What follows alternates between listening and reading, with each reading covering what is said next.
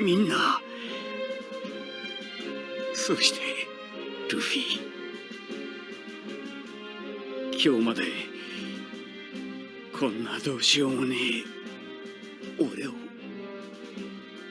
鬼の血を引くこの俺を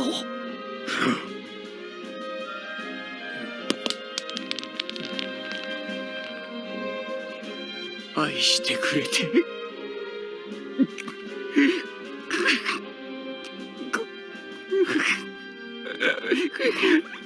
ありがとう。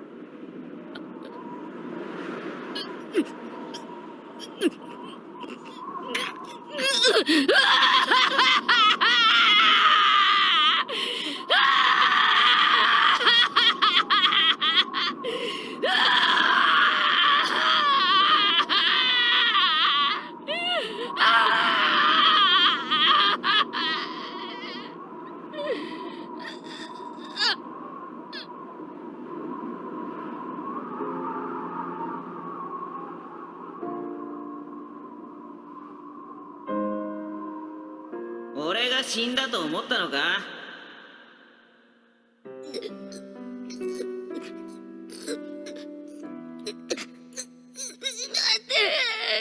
何泣いてんだよ！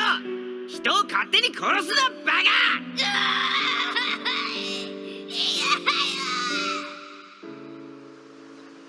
約束だ。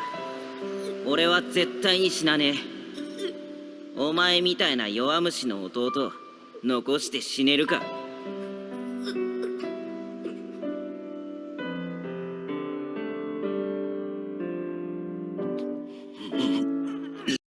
My anime hero is Luffy.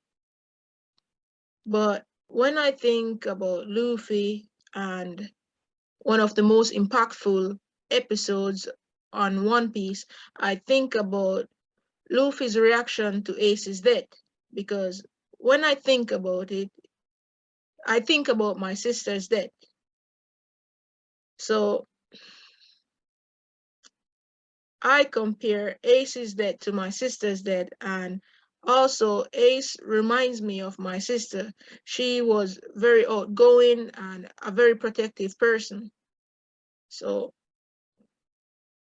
to me, Ace is like my older sister.